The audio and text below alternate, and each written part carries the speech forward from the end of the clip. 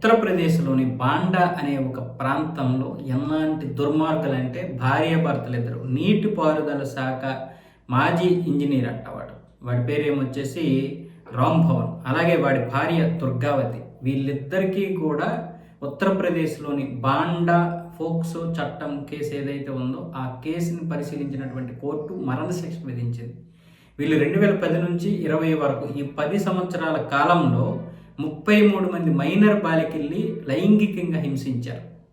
రకరకాల ఫోటోలు, వీడియోలు తీశారు. ఇంకా అనేక మందిని కూడా హింసించారు. ఈ 33 మందిలో 3 సంవత్సరాల చిన్నారి కూడా ఉంది. వీళ్ళు ఎలాంటి దుర్మార్గాలు చేశారంటే వీళ్ళకి సంబంధించినటువంటి ఫోటోలు, వీడియోలు కలిపి 2 లక్షలు ఉన్నాయి. ఎప్స్టీన్ కంటే ఎక్కువ.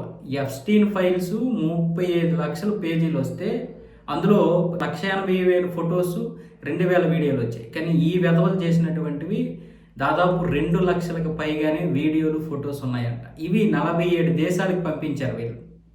47 దేశాలకు సంబంధించినటువంటి వెబ్సైట్లకు పంపించి పెట్టించారు. అందులో డబ్బు సంపాదించడానికో లేకపోతే ఎవరి మాయలో పడ్డారో తెలియదు. కానీ వీళ్ళని పరిశీలించినటువంటి ఈ కోర్టు మరణశిక్ష విధించింది. అలాగే ఒక్కొక్క చిన్నారికి ఎవరైతే వీళ్ళ వల్ల బాధింపబడ్డారో వాళ్ళకి 10 లక్షల రూపాయలు ఎక్స్గ్రేసియా నష్టపరిహారం. అలాగే వీళ్ళు ఎంతోమంది దగ్గర దోచుకున్నటువంటి సంపద పోలీసులకు స్వాధీనం చేసుకున్నారు. దాన్ని కూడా ఆ 33 మందికి సమానంగా పంచమని తీర్పు చెప్పడం జరిగింది. ఇలాంటి దౌర్భాగ్యులు, దుర్మార్గులు ఉన్నారు. అయితే ఇప్పటికైనా తీర్పు చాలా తొందరగా రావడం, వీళ్ళకి మరణశిక్ష పడడం అనేది ఒక మంచి సంతోషకరమైనటువంటి వార్త. ఇలాంటివి వెంటనే జరగాలి. ఇంకా చాలామంది వెధవలు మన దేశంలో ఉన్నారు. వాళ్ళందరినీ కూడా కాళ్ళు చేతులు తీసేసి రోడ్డు మీద పడేయాలి.